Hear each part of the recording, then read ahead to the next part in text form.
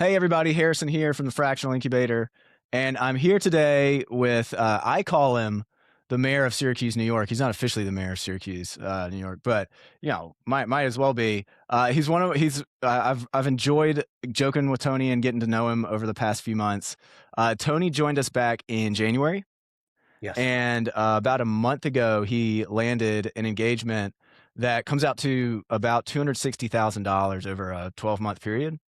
And it's a special type of engagement that's really relevant to a lot of the people who will be watching this, which is why I wanted to record this video with Tony. But before we do that, before we get into that, Tony, can you give people a little bit of background on who you are, what your career background is, what your experience is? Sure. I've got about 40 years of work experience. Started out in a small company. I have an engineering degree and a program management degree. Worked for a small company, ended up going to work for GE, which became Lockheed Martin. I was going to stay there for 2 years, ended up staying for close to 35. I did everything from design engineering, depot, repairs and spares, all the way on through new business development. Um, and then ended my career in a small company of about 50 people. They needed help to grow. I was able to help them grow from 6 million to 40 million, and then they were sold. I've also done two startups on my own to one was services. It was a martial arts business. The other one is a powder coat business. Um, and was successful in getting those to grow.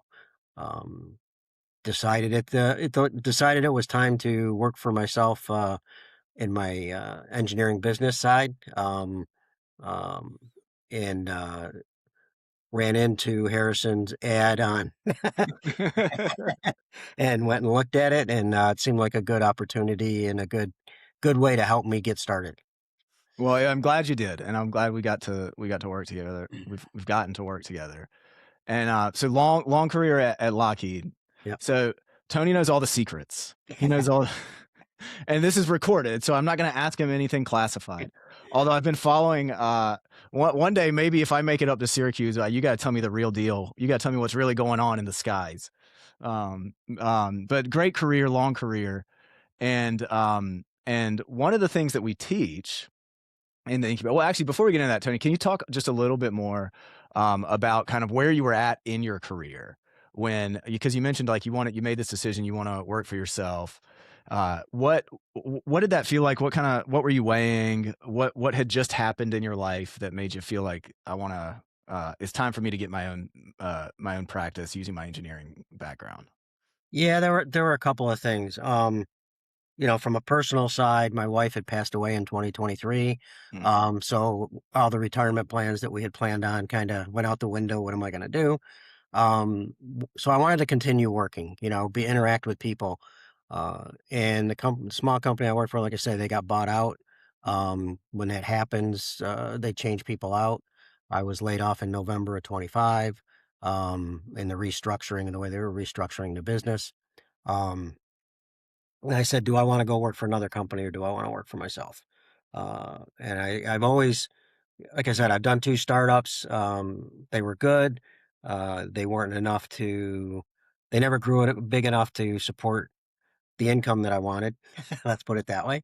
Um, uh, so, I had my retirement, I had my Social Security, so I wasn't like I had to jump into another job instantly. And consulting is something I've always wanted to do. So I said, let me go try that, see if I can make that work before I go get another job with a W-2 and work for somebody again. Yeah.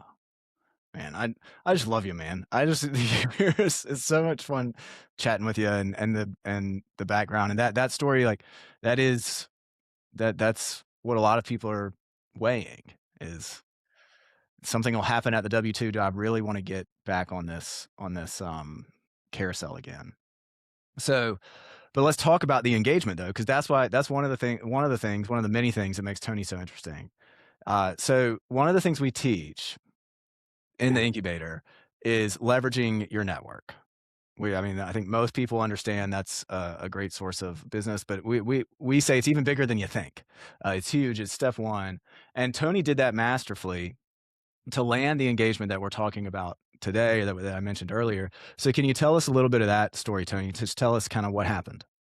Yeah, so, like everybody, you don't wanna reach out to your friends or people you know, and sometimes you don't wanna let them know things have gone south and you're looking for something, right? There were some really close friends that I reached out to, but, going through the course and the lessons and structuring my background, right? I was used to doing reviews to get raises, not writing it for marketing my skills. So walking through the process really, really helped hone the skills down, get them written down, gave me more confidence to reach out in a different way than just, hey, I'm laid off and I'm looking for a job, right? This is, hey, I'm I've got these skills, these backgrounds. I really would like to do some. I'm looking to do some consulting. Um, and I reached out to some people. I was surprised. There were people that I hadn't talked to in 15, 20 years that were business associates, right? I reached out and he instantly came back and said, "Hey, we got an issue that we could use your skills on." And for even from 15 years ago, he remembered that I did good work for them and was able to do a small 2-week engagement with them.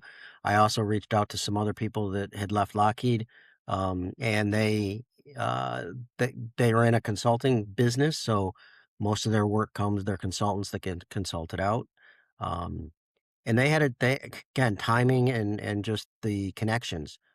They had a job with a company that engineering so my biggest skill is I can take engineering information and make it useful for manufacturing so manufacturing can build.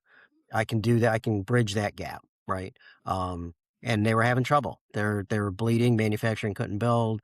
Um, so I got hired as a 1099 as a consultant to go in and help do that. That all went well. And they came back and they're gonna grow that. We're going into phase 3, and there'll be a phase 4, and the company decided, that they want me to actually run it, uh, as a lead, um, and due to their structure, that means I have to go W-2 back into the company, and that has to do with one of the things with the 1099 that people have to look at. You got insurance, right? Not just for health insurance, you've got, insurance you have to cover if something happens with your recommendations not working out or liability of the business, right? um and that's all covered, working for a company that's there. So it was a choice. As I told Harrison today, um I really didn't want to work for people again, but this was a special group. I mean, I had a couple offers, so getting it structured in the system that Harrison tells you, this is how you do your LinkedIn. This is how you put together your skill set. This is how you present it, right? All of that helped me move forward into this. He says I started in January. To be honest with you, I started probably about a month and a half ago. I signed up in January. That's great. We'll say in 45 days, Tony made uh, 260. so we were out there and when I first joined this, I said, "Oh, I'll blow through all his courses in a month," right? I let life get in the way. Um, and I kinda hemmed and hawed, and I dabbled in it, and Harrison kept pushing, and, about 2 months ago, I said, I paid for this. Let's really push it and see how it works," right? And I was amazed. I was amazed at my personal contacts, even the people that they searched out and found companies. I was surprised, at the number of those that came back and would actually talk to me. So, it's really if you follow the steps and you work through it, you will get results. Now, lots of rejection, you gotta deal with that, but Oh, you yeah. you will get the 1 or 2 out of 10 or 15 that come back and have a conversation. And sometimes it goes fractional, and some of them will say or they'll use you fractional, like in this case, right? They said, "Hey, we're gonna bring you on fractionally," and that worked out. Their customer loved me, loved what we produced. And like I say, we're going into phase three, and they're already talking about phase four. So, we're going to have work for the next 6, 9 months at least. That's great. I love it, man. And you said a few things that I wanna highlight. So, the first thing, uh, like, with the network, which is where everybody should start, um, it can be hard to put yourself out there, or it can feel like you're coming from a position of like, "Well, can you please help?" But we flip that on its head Right. because remember, like, all the stuff we teach, all the tactics, all the strategies, that's great. Those don't mean anything if it wasn't for you people, you guys. Like Tony, like, look at Tony's background. That's what we're trading on. That's Right. what we're selling. We're selling you guys and the amazing career experience that you have. Like if Tony had 6 months at Lockheed and he was 25 years old, he wouldn't have had the same outcome. And so it's just about giving you guys permission to talk about yourselves in the right way, and through our templates and frameworks and resources, we help you do that. But that's what it is, and Tony saw that firsthand. And the other thing, so real quick on the I wasn't gonna say it, but Tony, came in and like, kind of a little slow, and what we're really serious about is we checking in every single day, and I think Tony at probably at one point was like, "Guys, stop messaging me." But Yeah. we wanna be politely but persistently pushing you all to just do the stuff, because when you do the stuff, this is the outcome, especially when you have a background like Tony's. And then the other really interesting thing, which is one of the many reasons I wanted to record this with you, Tony, is that this technically is a full-time thing that you got.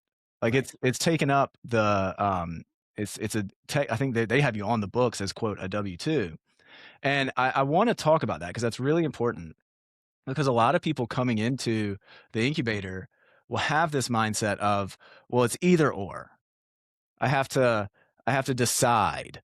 I have to decide if I want to be fractional or if I want to be a full-time person, and before I can do anything, I need to make that decision.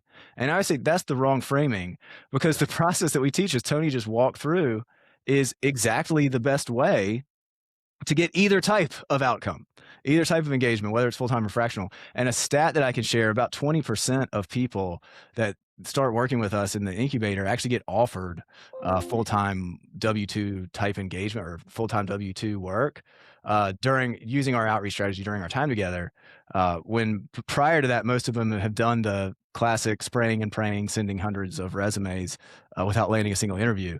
So Tony, what would you say to people who, or say to somebody who's still deciding or still thinking they have to decide?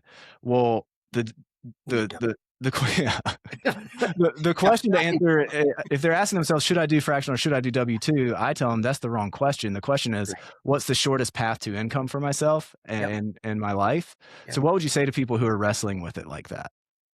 Uh, Basically what you said. I mean, life's going to go down a path, right? And you just have to start down the path, and it'll show you. It'll end up coming out, and just let it happen. Don't decide ahead of time. I was not planning to go work for somebody again. I did not want a W-2. I mean, I was dead set against it. Um, and I had a couple offers and I didn't take them, right? And um but this fits. This allows me, so it's a consulting company. Yes, I'm going to work for them full time.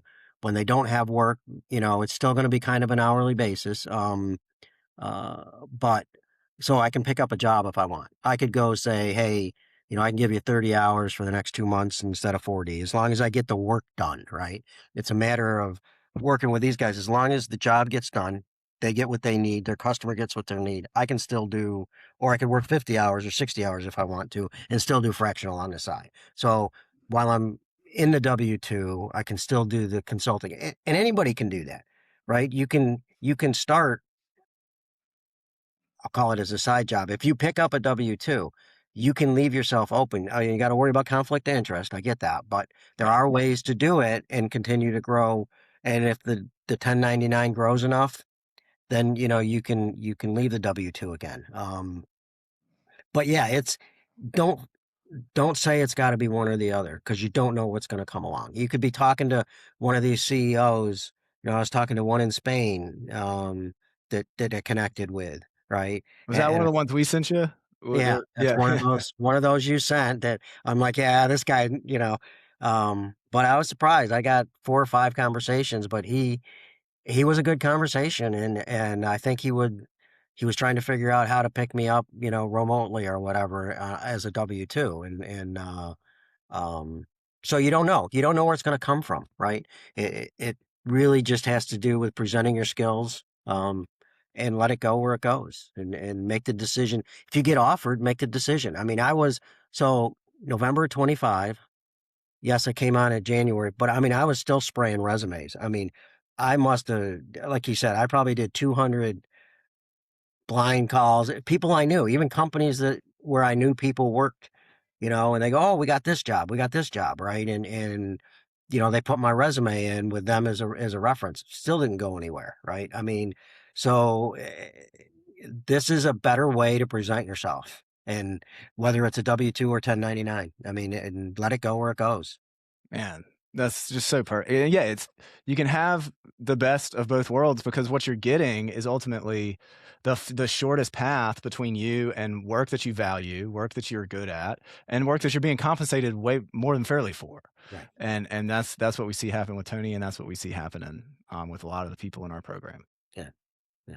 And there is a lot more jobs. I mean, if you look at the stats and you read what's out there, more and more companies are hiring consultants versus hiring W-2s. So, I mean, they want to try you out. I mean, even at Lockheed, even at the small companies I work for, a lot of times we'd bring them in as maybe through a job shop or something, but we'd bring the engineers in and we'd try them out before we go through the cost of hiring somebody, is not a cheap thing, right? So sometimes it's easier to do the fractional and then let them go when the job's done, or, "Hey, they're really good, pick them up."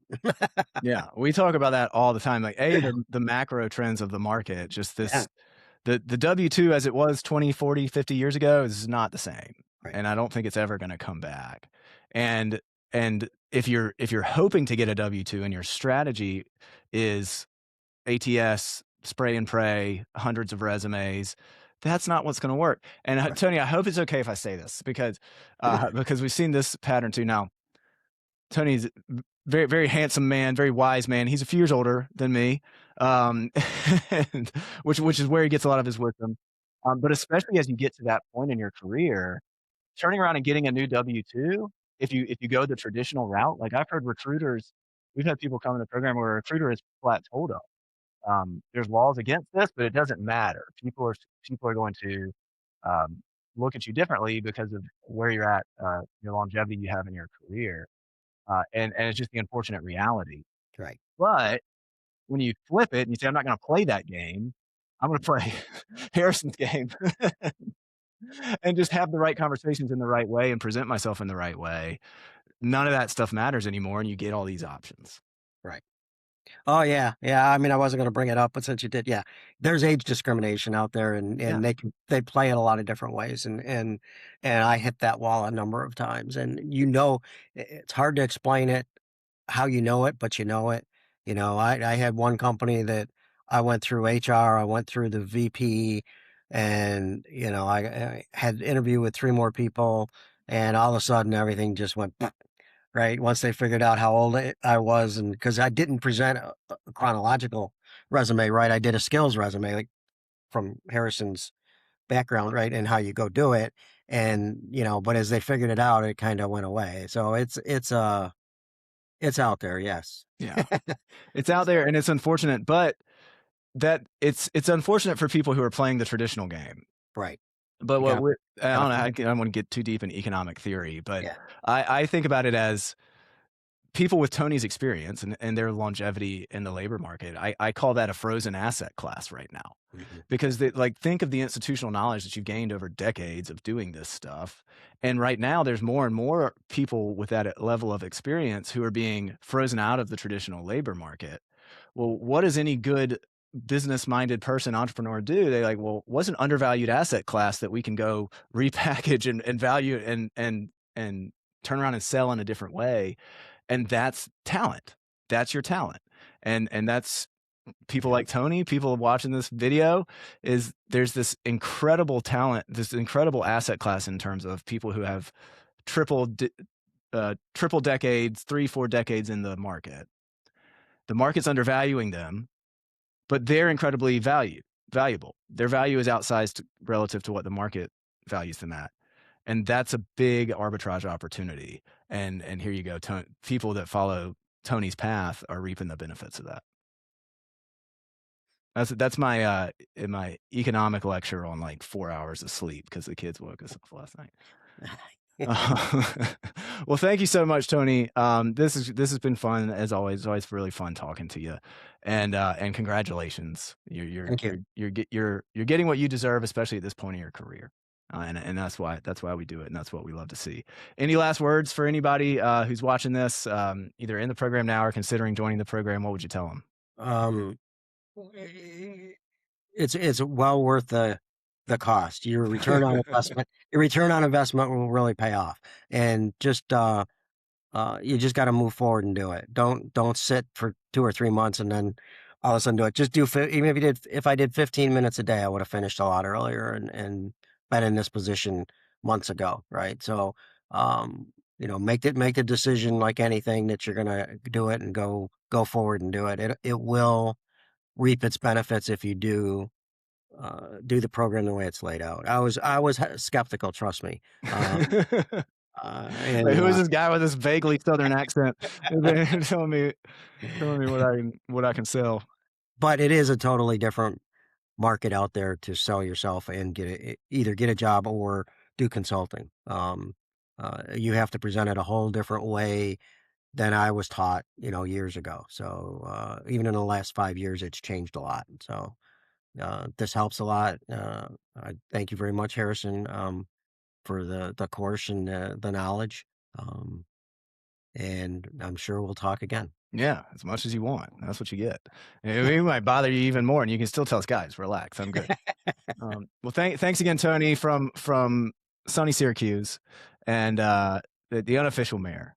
And and we'll end it here. But Tony, hang on for a second, because if you sign off before the video uploads, then we lose everything. So don't Okay. X out yet. All right, hang All on. right.